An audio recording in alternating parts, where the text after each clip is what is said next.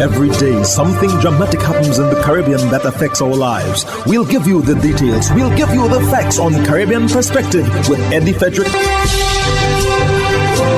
Here's Eddie Frederick. Welcome to Caribbean Perspective. So glad you can join us. The story that dominates in today's edition for Wednesday, 13th August 2025, and brought to you in association with our friends at Antillean Group. Nothing unusual found in the construction of the ECCB's governor's new residential campus in St. Kitts. Details after this important message. Believe in our strength, we'll stand by you. Protection from all, perils big and small. Reassurance we give, it's so clear to see. Peace of mind, that's our service guarantee. We look after all our family. Yes, we do at every opportunity. Antillean Group, underwriters of all classes of insurance solutions for your protection and investment. Live well financially. The hurricane season is now upon us, so we as Caribbean people need to remember to think safety and be prepared. Avoid venturing outside during a storm or hurricane, especially if there are strong winds. Rooftops and other debris are often blown about and can cause great damage.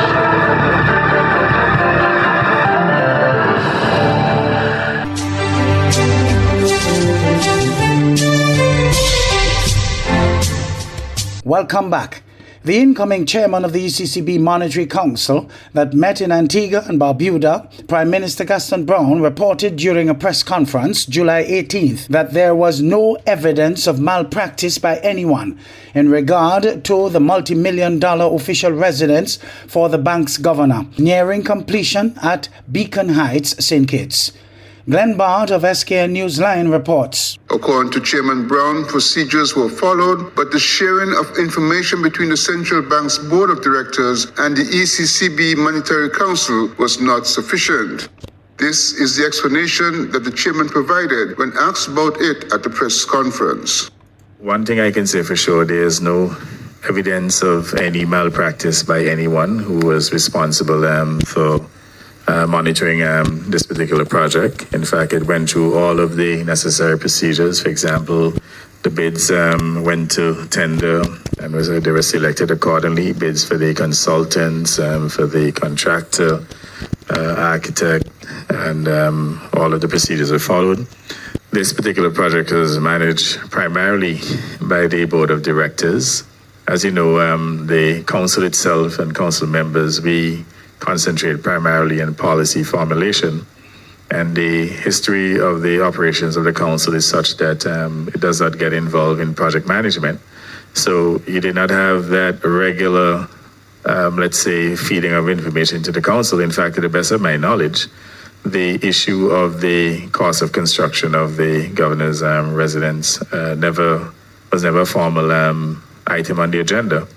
But we felt, however, that council members should have been kept informed via the directors, and that is where we felt that there was some weakness in terms of sharing information at the time. The chairman said several recommendations were made to strengthen the reporting mechanisms for the overall governance of projects. There's also a requirement, for example, that any project in excess of $10 million, that it should be fed up to the council, and they must get a no objection from the council before they pursue any such project. Now, the idea is not for the council to micromanage these projects. I mean, we expect that between the consultants that we employ and the board of directors and so on, that they have the competence to manage these projects. But at the same time, we are strengthening the reporting mechanisms, and at the same time to ensure that amounts in excess of $10 million that the council members should be kept up to date routinely. So one of the major outcomes out of this is that the governance framework will be strengthened. And whereas before, the information caught us somewhat flat-footed, in the future we should have the information. And I don't know that, if, for example, that we did not have a flawed bill of quantity, and the fact too that one of the bids clearly was outlier. I don't know that the building necessarily would have cost less than the $20+ million. So there's no evidence to suggest otherwise. Earlier this year, a leaked letter from Prime Minister Dr. Ralph Gonsalves expressing condemnation of the project for its high cost stirred up a range of commentary, accusations, and speculation. Glenn Bart reporting for SK Newsline. The Court of Appeal plays a critical role as part of the work of the Eastern Caribbean Supreme Court.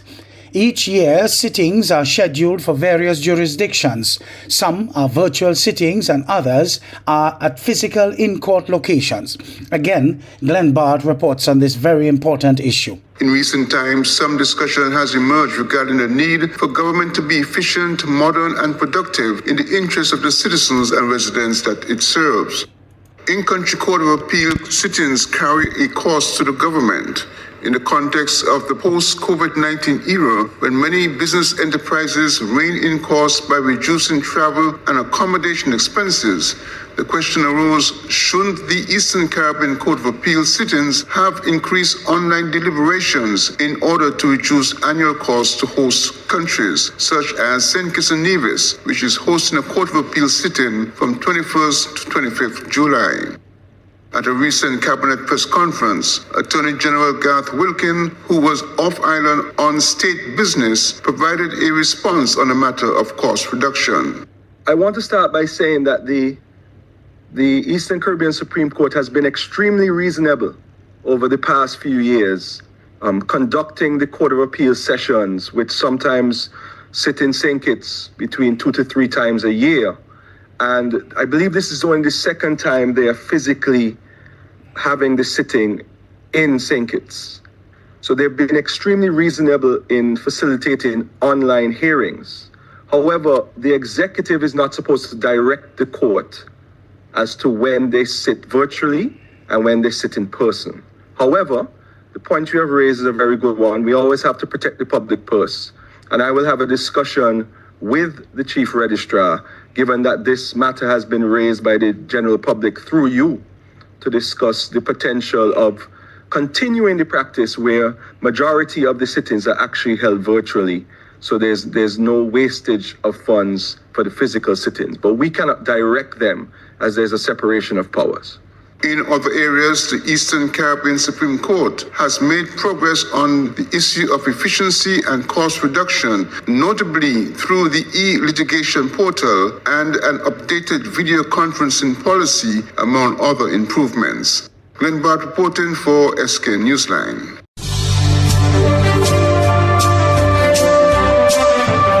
You're listening to Caribbean Perspective with Eddie Frederick, in association with our friends at Antillean Group, underwriters of all classes of insurance solutions for your protection and investment. Live well financially. Illegal cell phones in the prison system in Trinidad and Tobago pose a serious security threat to the facility. These cell phones carry extremely large top-up balances and are sometimes shared.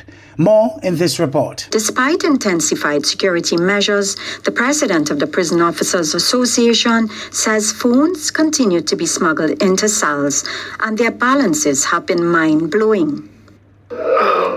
You find phones and you check the balance and it's $10,000 on the phone, $11,000, $8,000 balance. Gordon said family, friends and associates of inmates have been topping up these illegal cell phones with large credits. So they call the child mother, they call their wife, they call their child, they call their uncle, aunt, they call a stranger, send her $20 for me. Prisoners reportedly pay between $2,000 and $4,000 for a cell phone. But we realize too sometimes the phone is shared. So you may have one phone, but it be shared. These phones are so valuable that prisoners take great care to hide them in holes in the walls, which are then covered with softened soap that hardens over time. Last June, CNC3 News spoke to the mother of a female inmate who was beaten for having an illegal phone. She described in detail the thriving phone racket to provide phones for inmates. Gordon said this must be stopped. We have to implement and utilize the technology and those countermeasures that are being used elsewhere to address and dial back on this problem. CNC3 sent questions to Digicel and TSTT, querying if their providers had a top-up limit on prepaid phones. TSTT says B-Mobile Prepaid Services has a top-up limit of $500 per transaction. There's no daily limit on the number of transactions. Digicel's head of public relations, Colin Graves, did not respond to our questions. Shaliza Asnali, CNC3 News. Although the current state of emergency in Trinidad and Tobago has helped to decrease crime, Police Commissioner Alistair Guevara is insisting that it was not implemented to address the homicide rate. Commissioner Guevara said from 1st January to 4th August 2025, there have been 231 recorded murders, a significant decrease from 2024. Sunil Lala of TTT News reports. From January 1st to August 4th, 2025, Police Commissioner Alistair Guevara said there's been 231 recorded murders, a significant decrease from 2024. And when compared to 2024, it is a 35.8% decrease. This, he said, has led to some people questioning the reduction in criminal activity. So there are some persons in society who seem upset that there is a reduction in the homicide rates at this point in time. And there are some who are actually saying that there were other reasons for the drastic reduction in homicide rates in 2021 and 2022, other than the SOE. But I will leave that there. However, he noted that while the state of emergency has helped to decrease crime and murders by extension, that was not the core mandate. That the current state of emergency was not implemented to address homicide rates, but rather it was in response to a specific and credible threat to national security.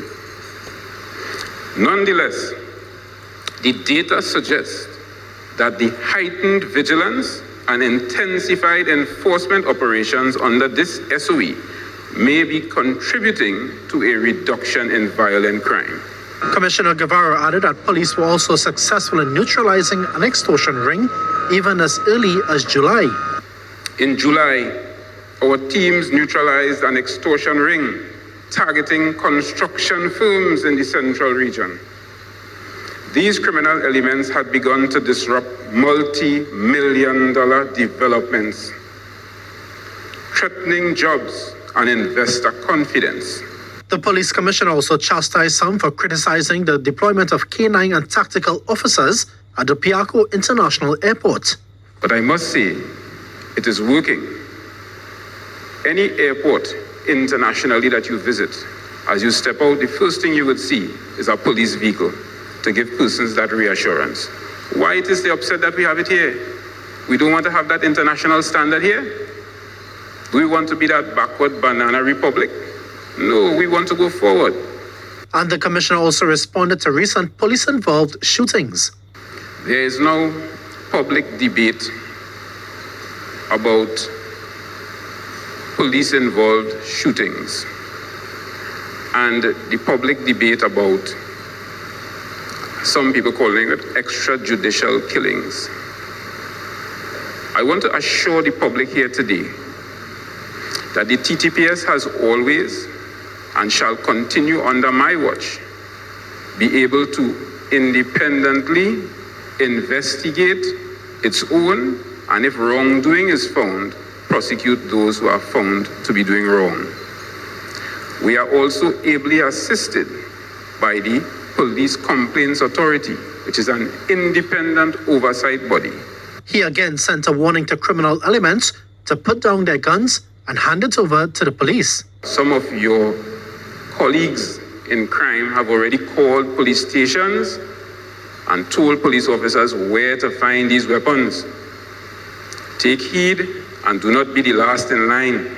Sonolala, TTT News. Barbados' Prime Minister Mia Amor Motley has taken the opposition leader to task, dismissing as foolishness his claim that the legislation would stifle opposition to government. She says the genius of the interception of communications began with Prime Minister Erskine Sandiford and Attorney General Sir Maurice King, to the best of her knowledge. This legislation goes further than most of the others in the region, in that it now allows us to treat to the substance of the intercept, not just as intel to help you investigate the case and to solve the case, but to treat it, Mr. Speaker, as evidence. If we have the intel, we will be in a position, if allowed to admit it into evidence, the cross-examiner, who the person defending the defendant will cross-examine on it, the prosecution will address it, and the judge and the jury will speak to it, and in the case of a jury, decide. In the case of a judge alone trial, the judge will decide. And these are the things that we want to keep this country safe.